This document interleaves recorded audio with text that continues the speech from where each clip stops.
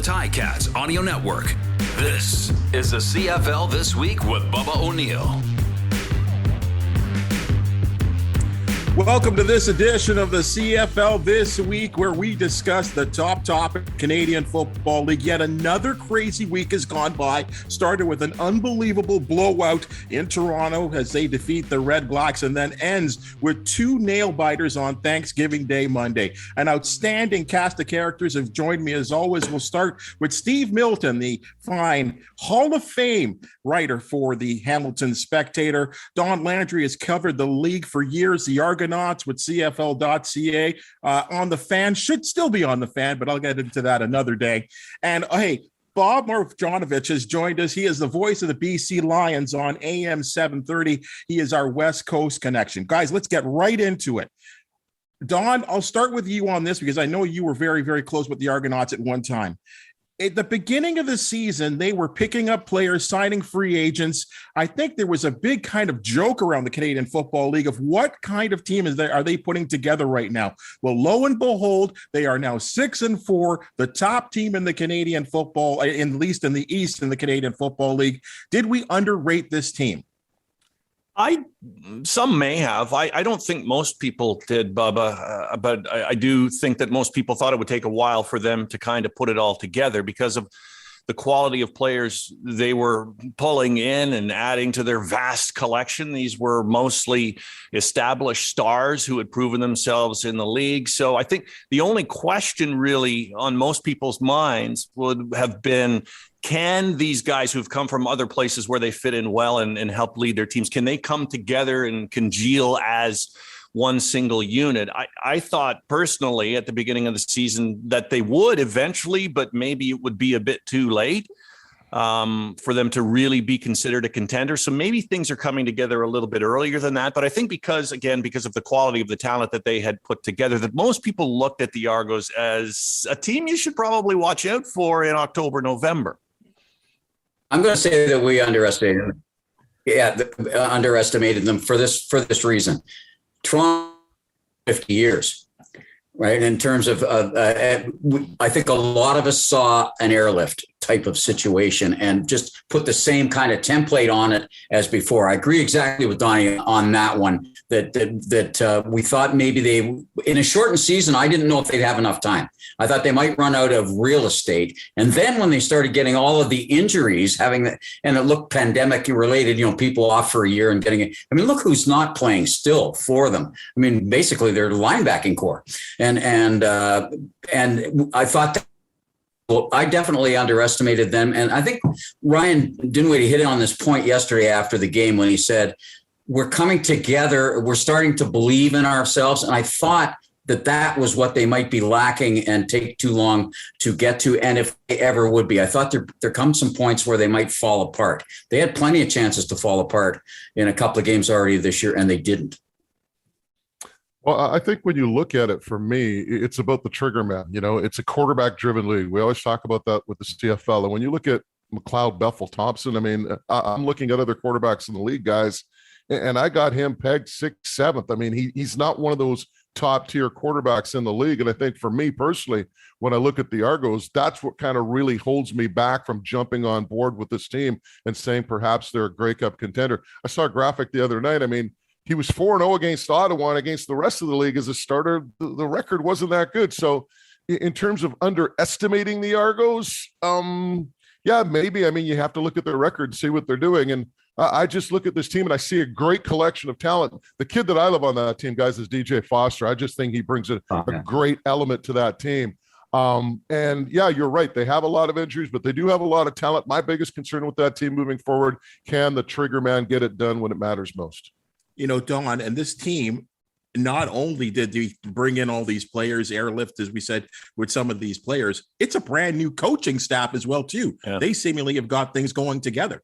Right. And then you get a change on the defensive side midway through the season, too. And you bring back a guy with a great resume in Chris Jones. But of course, installing your defense midway through a season is not the ideal thing. Having said that, they seem to be doing it smartly so far and struggle from time to time. In the beginning of that game on Thanksgiving against Hamilton, they certainly struggled on defense. But I mean, so when you're cobbling that together and all of these different personalities and beliefs, it's a difficult thing. But I wonder, too, if like you ask about underestimating them at the beginning of the season, don't you think there is a danger of overestimating them right now? Don't get me wrong. They look good. They have a good record, but they struggle mightily in some areas within games. They look like two different teams as they did in Hamilton. And the penalty parade is a problem for them. Consistency on offense and defense still a problem for them. So could we be overestimating them right now? I think they still have a ways to go before we decide they are bona fide contenders for a championship, don't we? Well, I think that's you could look at around the league. It's like that, except for Winnipeg. Yeah. But they're susceptible. The Argos are susceptible to all of the above. And I was very surprised at their lack of discipline. And they've shown that before, not just in this game, taking key penalties on. Had a few as well, but yeah, I think that's definitely a case. I think it's but there seems to be a belief there, and that I hadn't seen in them, and I'm seeing it now. And I think Jones, despite the fact that he's having to ramp up to it, there's a belief, and that can make a difference. There were some key plays. It's never more than this year do we find that 6 key plays in a game making so much difference. Look, because the scores are so low. I mean, that's a discussion for another day, but it's a discussion for every single day in this league right now. So I think there's a small danger of overestimating them. Luckily, they play in the East, and the East is traditionally forgiving. Well, the other thing that I'll throw in very quickly, guys, with that Argos defense and Chris Jones, from what I'm hearing, quite the shift in philosophy from where they were before under Young and then Stubler. And you guys would be a lot closer to that situation than I. But I think the one thing, at least with Jones coming in right now, I imagine if he is switching things over during the middle of the season, he's just keeping it simple and allowing these guys to play with aggression. And that's the biggest thing that, players love to do. Players don't want to go onto the field and have to think about 6 different things. They just want to go out there, read 1 key or 2 keys, and away they go. They can play with aggression. And I think that's what you're seeing with the Argos defense right now. But guys, I mean, just quickly. One thing, you're right, Moj. I think they are, they have changed. I mean, that's a little more aggressiveness. And I think you got to watch out. They've got to watch out on the back end. They're susceptible to the big play. Hamilton showed that. But why the defensive consultant role? What does that mean? Why not defensive coordinator? Well, can anyone answer that question? I think he is the defensive coordinator, but I think they have some legalities that they have to work through here. I mean, their defensive coordinator is, last I heard, is on leave.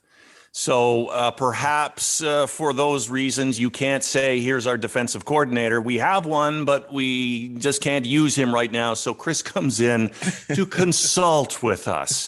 Consult an awful lot, but consult nonetheless. With the headphones. So like, who's calling the plays? So let's stay with the Argonauts and Tiger Cats game from Thanksgiving Day Monday. And at one time, this game was a 20-8 game contest for the Tiger Cats. I thought they appeared to be in control. Early fourth quarter, Argos are driving. Cameron Kelly intercepts McLeod Bethel Thompson. The actual TSN went to the commercial. They come back. We understand that the head coach has thrown the flag to call for roughing the passer on Jagarrett Davis on a shot that I'm not quite sure. I'm going to leave it up to you guys. If you thought that was, I think, roughing the passer, Steve, your thoughts? I thought it was, actually. I didn't at the moment. I thought it might have been close. But I thought it was an excellent challenge, and under the rules as they stand now, protecting the quarterbacks, I thought it was. Now, as a person that follows the Ticats closely, if I were a Ticat fan, I'd be very upset, A, with that, but B, that the Ticats did. This has been happening a little bit too much for them. So I know we're discussing the hits, so I passed the Moj on that. But I thought it was, but it was right on the line. Well, for me, and I'll preface this by saying I coached the CIS level and I played at the CIS level at the defensive line position. So I was a D-line coach in a previous life and played it. So you're talking to one of those people that would love to see D linemen go after the quarterback. But as Steve mentioned, by the rule, this was roughing the passer. Now, take a look at the rule. I mean, right now, defenders they can't hit him high. They can't hit him low. If you're a second late, you're going to get flagged as well. But I think what leagues have done, whether it's the CFL, NFL, or NCAA, or CIS, I think what they're trying to do is make it into a black and white call. Take away any sort of discretion from the referee. I mean, in the old days, that wasn't roughing the passer. I mean, the guy's chin strap kind of came up done. But in terms of player safety, in terms of what they're doing now, yeah, it's a penalty by definition of the rules. So, I mean, if you have any argument with this play, I think it's the rule more so than the call. I mean, if you have an issue with the rule, I could see that. But in terms of the actual call that was made, I don't think there's any question it was roughing the passer. I'd like to be able to disagree so we could kind of back and forth it, but I thought it was roughing the passer as well. Didn't see it live, actually. And then only the one replay did I see from TSN, and it looked, he's a little out of the strike zone. He's just a little bit too high, and it looks like the helmet connects with the face mask of McLeod Bethel Thompson. At about the same time, the shoulders are connecting too. So I agree that it was the right call in the video booth to call it roughing the passer. It stings. It hurts for the Ticats. Because they had an interception taken off the board. Now, is it a game changer? It may be, but I'm not one to think that a play like that, a call like that, changed the outcome of the game. When you have 10 minutes left in that game, and the Ticats would have had the ball at about their own 40. I mean, if the Argos get a 2-and-out, they're still in good shape, and they were moving the ball. When these plays happen and when these calls happen, and it's the ultimate play of the game or the penultimate play of the game, I think you can more easily say that's a game changer. That cost a team. But since we're all in agreement that it probably was the right call anyway, you know. But let me It was offer the right call, but I think it was a game changer because of the manner in which Hamilton handled it. Because they needed a boost, didn't get it, and then didn't boost themselves off it. It's like when a player let's switch to baseball for a second. A player makes an error to put the run on with none out, and the pitcher doesn't come through and bail a player out by getting it. So they didn't. Jagarrett Davis was the best guy on that defense all day, and that play they don't end up bailing him out on that play. I mean, if they did on the play, but beyond that. So I just thought, I mean, first of all, I mean, these quarterbacks, their chin straps, they're wearing them as loose as they've ever wear. I mean, so these helmets to me are always flying off on quarterbacks. And I just think the defensive player in some cases, they're at a total disadvantage to play defense at times, it seems to me, because I thought that the his head, shoulder to shoulder, and then the second contact was the head to the head. And just on these bang calls. And I think there was a couple of them as well, too. I've seen all weekend, really, where I feel like, I mean, I guess you got to protect the quarterback. That's the mantra nowadays. But aren't they going a little bit too far? Because this is a contact sport. No, I don't think they went too far because, again, I think he was just too high. Look, and this is not new. I mean, relatively, maybe, in the annals of football history, it's kind of new, but we've been doing this for a few years now. And CFL players know, get below the shoulders, no higher, and, hit him in the midriff. You can't get up that high. You know that going in. Jagarrett knows that. Now, he's not a dirty player. I'm not saying it was a dirty hit, but, sometimes you get a little loose on your hits and the flag falls and you pay for it. And that's exactly what happened. I think Bob's right. I think they're trying to make it black and white, and I agree with that. And there's a second element to this. By far, number one by far is quarterback safety. We got to keep these guys in the game. There are not enough good quarterbacks around. You see what happens when the third string quarterback comes in, and even second string in most football leagues. It's a little better in the CFL now than it used to be. But there's another element to this, and that is if the quarterback can have that little extra split second, maybe we get better offense. By protecting the quarterback. That is a secondary benefit that's supposed to come out of this. Now, we're not getting better offense this year because of it, but eventually that can come too. So I think the strict black and white that Bob referred to is probably a good thing, even though it probably drives him nuts. So, Yeah, I mean, when you look at it, I could all say that we're of an older generation and we remember watching games previous where, I mean, quarterbacks, I mean, it was to the other extreme. I mean, they were getting slammed on the ground, hitting low, hitting high, you name it. The pendulum has swung, but when you see a play like that, you ask yourself, was the quarterback's safety really in danger there, right? But I think what the league and football is trying to do is they're trying to eliminate that hit, period, right? They're trying to eliminate that high hit because, okay, it was okay this time. I mean, his chin strap got knocked out. What happens the other time when he gets actually really popped in the head and suffers a concussion? And you're right. I mean, these are the star players. You want to keep them in the league. And as Steve made a great point, I mean, this is about producing offense as well. I mean, we've seen rule changes that, now are structured to producing more offense, putting more points on the board. Don't even get me going on offensive linemen jumping behind scrums and pushing running backs forward because I hate that play. It drives me absolutely bonkers when I see it, but they're not calling it. Why? And the simple math is this: they're gaining more yards. It's more offense. But anyway, that's my rant for the day. I'm done. Oh, I don't think you are. Actually, we're going to get to some other things. So. You know what? Hey, Steve, you brought up the word second and third string quarterbacks, and it certainly slides us into our next topic. Montreal Alouettes' big comeback victory at home over the Ottawa Red Blacks included the strangest thing. Vernon Adams Jr. goes down on a little 5-yard run, slams his shoulder, gets his shoulder slammed into the ground, had to leave the game. He was clearly injured. In comes Matthew Shiltz, the second-string quarterback, drives the team down the field for a go-ahead touchdown, which eventually was a winning touchdown.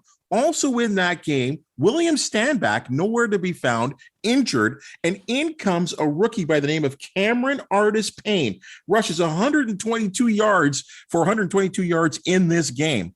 Which was the bigger surprise, the performance by Payne or the performance by Shiltz in a matter of 2 minutes? Moj. I would probably go with Payne. And the reason I say that is because Matthew Shiltz has had, experience at the Canadian Football League level. I think, this is a guy who's been around. He was a starter before Vernon Adams showed up when, of course, Shiltz got hurt. So for me, when I look at a kid coming kind of straight off the bench and rushing for over 120 yards, to me, that's the bigger surprise because he hasn't tasted CFL action yet, so to speak, on a regular basis. And for him to come off the bench and do what he did, I thought was a very, very good sign. Don? It was very NFL style running too. And I really like that part of it. And I would agree. And remember the week before, and the game before, Shiltz came off the bench when Adams got hurt and looked like he was done. And then Adams comes back later in the game. Shiltz went for 100 yards passing in a very short time. So you're right. And that's tangentially to that, to what we were speaking about in an earlier segment. It's important to get your second and third string quarterbacks some action when you can, whenever you can. And he start way back in 2017. So he's been around for a while, and it really helps to be able to come in. So yeah, I'd say the running back tells you something about that Montreal line. They can block for running, but they cannot block for passing. What they give up? 6 sacks? That's part of the reason why. I mean, the question was, what's more surprising? Well, I didn't really know much about Artis-Payne, so he surprises me a bit. But if you ask the question, if you tweak it a bit and say, what was I more impressed by? It's Shiltz, for sure, because as Steve says, Montreal's offensive line is terrific at run blocking. Holes are holes. If you're a good running back, you got to make it happen. And he's obviously a good running back, and he took advantage of those holes and was prepped to go in, whether it was, a minute before the game or a day before the game, I don't know. And Shiltz, although he's had action, he was stone cold. I mean, Adams goes down and then he gets up and starts firing footballs, and he comes in and he plays crisp football with his feet and his arm in emergency situation like that, and looked fantastic doing it. So I'd say I was more impressed by Shiltz than I was by Artis-Payne. Don, let me stay with you on this one here. Why don't we just extend this whole the Alouettes? They seem to be the most unpredictable team in the league at this point to me, especially in the East. Are they the real deal? Is this a team that's going to challenge for a playoff spot, or did we just see a flash in the pan against a bad team? I don't know, Bubba. Because I'm seeing the same thing, up, down, mostly because of the quarterback. I think we all really love Vernon Adams' competitive spirit, his refusal to sit on the bench when his ankle is throbbing, his desire to always blame himself and get better. And it makes him a better quarterback, but he's up and down, not just week to week, but within a game. Sometimes he looks like he's got it. The tumbler's clicked. We saw the moment where it happened. Vernon Adams will never be the same again. And then he has a quarter where he's off target, not making good reads.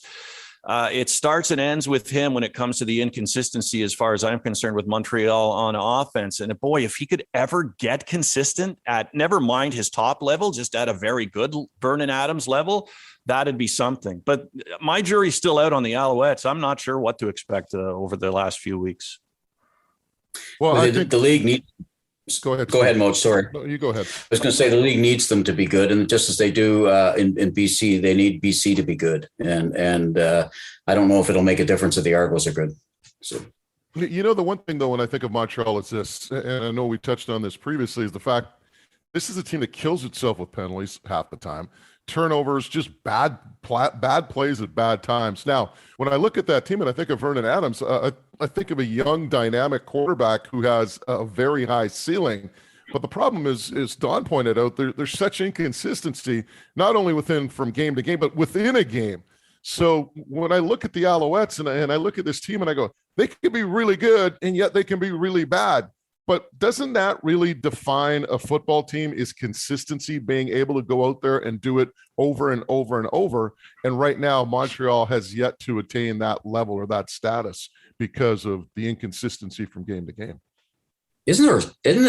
Aren't there 8 inconsistent teams right now? I mean, no, there's 2 that are consistently bad. But okay, so let's say there's 6 really inconsistent teams and 1 good one. I mean, that you can rely on. And of course, you look at it and you say, well, what team has the best combination of offensive, defensive line? And there really isn't even second place to Winnipeg on that one. Speaking of confusion, let's come out to the Moj's side of the country, out west. Yes. The Calgary Stampeders have taken care of the daily double on the Saskatchewan Roughriders. I don't know about you guys, but I thought the Saskatchewan Roughriders were going to be banging heads with the Winnipeg Blue Bombers for top spot, and I'm talking about a high level record in the West. What's the bigger surprise here? Saskatchewan losing both of these games, Moj, or the Roughriders? The Roughriders losing these games, or the Stamps coming from the grave and winning these 2 games and getting themselves right back in the mix. Well, when I look at these 2 teams, from my personal perspective, I think clearly Saskatchewan's a team with more talent and has a better chance of being successful this year. So for them to lose these 2 games probably surprises me more. Well, it's a tough call, but I mean, for me, it's Saskatchewan losing these 2 games. And I don't know what it is with Saskatchewan, but Cody Fajardo, I think he's now 0-4, 0-5 against Calgary. He just doesn't have any success against the Stampeders. But we saw Calgary very early in the year. We're going to see him this week here in BC, so I'll get a better read on what we see. And of course, you watch him on TV, but at the start of the year, Julio Caravetta and I had a really interesting conversation. I said, is this the year that Calgary finally takes a step back? And I was of the belief that they did. Julia was of the belief that they always kind of find these players and plug and play. But you've seen stuff from Calgary you haven't seen in the past. I mean, they go out and they get McCarty. They go out and they get Lemon. Those are like plug and play type guys. Calgary's always been good at finding some American kid that comes in. I mean, you talk about Hawley, the linebacker from a couple of years ago. They're always good at finding these guys to plug and play. And when you start getting into these CFL journeyman types, even though Lemon's had a pretty good year for the Stamps, all of a sudden you start saying, okay, where's their personnel at right now? So I started seeing that at the start of the year. I thought to myself, maybe this is the year that Calgary steps back. But hey, 2 impressive wins against the Riders, and if they beat the Lions, I mean, they're right back in the thick of things for second place. Don? Well, here's a surprise for me. Oh, sorry, Don. Go ahead.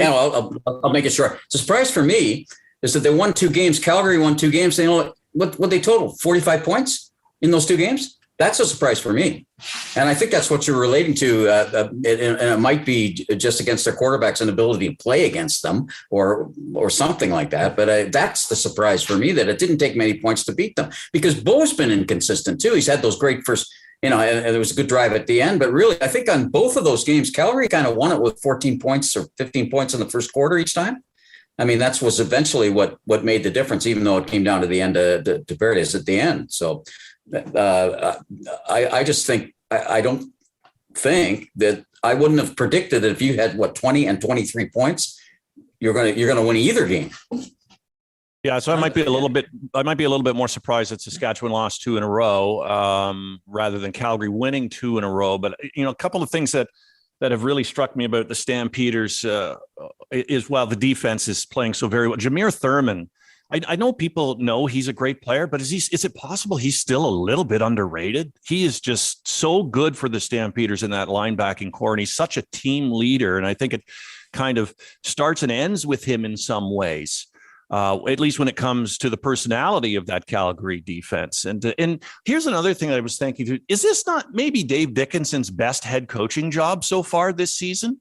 He's had powerhouses, and we know the challenges of coaching powerhouses. It can easily all go down the drain if you're not, pulling those levers properly. But now here's Dave Dickinson coming in with a team that was in large part new. They lost so many established stars in free agency. The injuries come. Bo Levi Mitchell doesn't look the way he does normally to anybody. And Dickinson keeps them scratching and clawing, and now back into the mix. And it's it's the little things too. I think a couple of weeks ago when Mike Rose was flagged for another unsportsmanlike, a roughing penalty, and Dickinson basically told him publicly, stop that kind of thing or you ain't going to be here. And look at how he's playing now, more controlled, but with a vengeance. I think Dickinson's done a marvelous job with that team. On that note, he actually called out his star quarterback in Bo Levi Mitchell, saying, you got to play better after that loss to Hamilton. I think Don makes a great point. I mean, if you go around and you talk to head coaches at any level and you ask them about,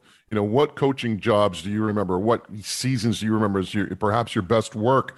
A lot of them won't talk about championship teams. They won't talk about those great teams. They'll talk about those teams that found a way to get it done. And they might not be a championship team when it's all said and done, but coaches will talk about those teams as the ones they're probably extremely proud of because of the way they came together and the way they battled and competed and got the most of what they had. I think Dave is reaping the benefits somewhat here of what he's already sown there. When they were really, really good, you saw him the way he was, the compassionate way he was with Mitchell during, I think the Saturday game when he made a mistake, and that is, as Bubba correctly pointed out, just a week or two after he'd been called out in Hamilton and saying you have to play better, but because he'd been the kind of coach that they'd relied on and was such a personal guy, but very businesslike at the same time. I think those dividends are paying back to him right now in the manner in which they respond to a lesser team is responding to him. Moj, I think very close. That was a conversation stopper.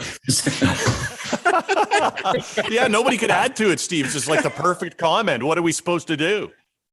But I mean, guys, when you look at it, I think what it is, it's the culture that you established and where you are as a team and how you operate, how you practice, how you conduct yourself. And you still have a carryover, even though the personnel changes. You hope that the players that were there with the previous core group kind of incorporate that, learn that, and once they become the core group, that they now pass it on to the next group. And it's just about the way you set the standard, so to speak, as an organization, and in terms of carrying it over. I still think that's what you're seeing now with the Stampeders. They might not have as much talent as they've had in the past, perhaps, but this is a team that still knows how to conduct itself, how to prepare. And I think that's what you're seeing in terms of a residual effect from those previous teams. But we're giving lots of credit here to the Calgary Stampeders, and rightfully so. They're the ones that have put together the 2 wins in a row. Saskatchewan, to me, I don't understand. That's a team with too much talent, in my opinion, or at least individual talent. We've got Cody Fajardo calling out his wide receivers, saying they're not going up and getting the football. Is this team in trouble? Well, to me, like the fact that Cody Fajardo calls out his receivers, I mean, that might be something you do privately, but to do it publicly, and I understand Cody was extremely frustrated. He's a good kid. We had him in BC for, I believe, a season or 2. But when you do that publicly, I'm just like, wow. And I know they're going to say all the right things and do all the right things, but nobody wants to be called out publicly. And I think there has to be some sort of residual effect there in terms of how this team moves forward. Well, one, I thought what he said was pretty mild. You know, he didn't actually say my receivers are failing me. He just said we're not completing these 50-50 balls. They're either intercepted or they hit the ground. And he also said in there, and people just ignored it, I know the guys are trying hard. They're working hard. Nevertheless, it became a thing, and I thought that Fajardo and the Rough Riders handled it well to the point where they could pivot it and maybe make it a launching point for the rest of the season. Will they? I don't know. But for him to step forward and say, yeah, I blew that. I shouldn't have done that. That's ridiculous. That's on me. I won't do that again. And then to have some meetings amongst the players, I thought, I wonder if this is lemonade out of lemons. It hasn't been yet, but it's just been one game. The other thing I'm interested to see is their major problem on offense has been deep balls, 50-50 balls. They just signed the 50-50 ball monster in Duke Williams. And I'm fascinated to see what he can bring to this offense when he gets in there. Maybe he's going to be the catalyst. Well, that's it. And if I can go back to just your previous point a bit on that, Don,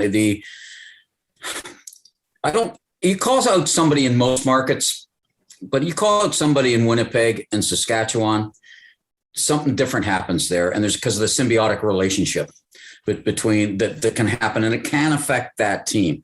But yes, they'll form a wall, but it's pretty hard to form a wall when you're in that town. And I'm going to be watching this really closely. Well, I don't think it's that big a deal, but the other thing too, I mean, I was going to say that, and correct me if I'm wrong, guys, but did he not say in part of his little tirade that, other teams or other receivers are making these catches, right? And I think to me, once he drew that comparison in there, he was throwing his guys under the bus. And I understand what Don was saying and what Steve's saying, but once you drag the rest of the league in and saying, hey, these guys on other teams are making these catches, we need to, that to me was kind of throwing his guys under the bus.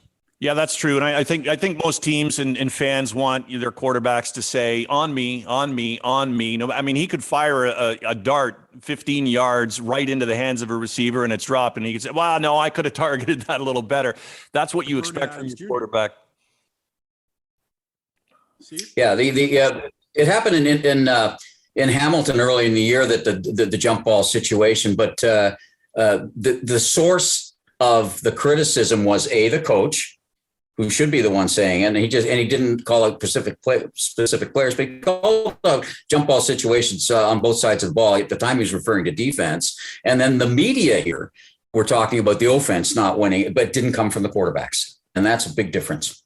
Well, I think the last point that I'll make on this is, hey, we've all been in situations where we've had superiors, and when a superior takes a bullet for you, even though that bullet should be yours, it makes you want to go to bat for this guy, because you know what? He's sacrificing himself, even though I'm the one to blame. He's the one taking responsibility. Right. So I think, had Cody gone that route, I think he probably would have commanded and earned a lot more respect with the receivers rather than going about it the way he did. And I think in any job, we've been in situations where perhaps we haven't performed to where we should, and you have a superior who takes responsibility for that. And we all feel perhaps guilty in a certain extent, because we know that we kind of let our superior down and we have to do better to make him look better. Yeah. Here's what I think it'll take to combine to your point, Moj, and what Don's saying. Wins. You win, everything will be fine. And yes, it'll look like, we took care of it internally, that kind of. You lose, it's a runaway. One last one, guys, here. Just a quick one, and because I want to talk about the BC Lions, their Moj. they really got whacked pretty good at home against the Bombers. They have a week off. Will they recover this week against Calgary? I think so. I mean, everyone's pretty much got whacked against the Bombers this year. They are, to me, they're Mike Tyson in his prime against everyone else right now. There's no one else that compares with the Bombers. I think the big concern for the Lions moving forward is what do they do with their running game? I think defensively they're going to be okay. They've played pretty well defensively. They don't have that, Jefferson type or Jeff Coat type on the defensive line, although Boom Gwacham could develop into that guy eventually. But I just think offensively right now, the running game and the offensive line isn't the greatest. I think getting Riker Matthews back, hopefully at some point, will do wonders for this team on the offensive line. He's been out almost since the start of the year. He played one game, I believe, and then got concussed. But they just don't have a running back right now. We were talking about McLeod Bethel-Thompson earlier. When I look at quarterbacks around the league and where do they rank, and I talked about him probably being in the bottom third. I look at running backs and what the Lions have right now, easily in the bottom third. I mean, I just shudder to think how good this offense could be if you had a Stanback at running back or hell, even just give me a DJ Foster in the backfield. But this is a team right now that just can't run the football. And once it becomes one-dimensional, as we saw against Winnipeg, that passing game basically is ineffective. And, what's going to happen once we get into, another month or so, like November, late November, early December, and you've got to be able to run the football because the elements don't allow you to throw the football. So to me, that's the biggest concern with this team moving forward. Well, I want to ask you something, Moj. I mean, you're so close to the team, and that when a few weeks ago, I was looking at them and going, I think this is the team that could push Winnipeg a little bit. It looks like things are coming together, and it hasn't happened, partly because of injuries, mostly because of what you're saying, I suppose. But I had higher hopes for Shaq Cooper in becoming a BC Lion and being part of all of that. So I don't know if it's injuries that are just holding him back or if there's something else. But did you not expect bigger things from him in that offense? Yeah, you did. But at the same time, I mean, here's the other thing too, guys. Like, Lions don't run the football. And I had a conversation with Michael Riley about it. And, there was this school of thought that on a lot of the RPOs, the Lions are passing the football. And Michael said, hey, I'm not going to apologize for passing the football and having success, but they're just not committed to the run. And to me, like when you talk to people around the league, and Steve, you remember Chris Burns, he's a good friend of ours. He's done a lot of our shows and played in Hamilton. And Burns, he always talks about offensive line. He says, just keep pounding it because eventually those guys start getting into a bit of a groove and they start getting rolling. And all of a sudden, that second half, you see guys going off in terms of their rushing totals. And the Lions, for whatever reason, just refuse to commit to the run. When you look at their running totals, most of the games, it's 6 carries, 8 carries, 9 carries. There's none of these games where you see them rush the football 20 to 25 times. So, maybe that's part of the issue as well. But yeah, you're right. I mean, Shaq Cooper has been a disappointment. But then again, you ask yourself the question, have they really given him an opportunity to run the football? Right. Well, the RPOs become such a big part of our game as that sort of a long pass or even the long handoff type of thing that there's no O if you're no threat to run. So you don't have an RPO because there's no O part of it. There's no option. They know it's not a reality.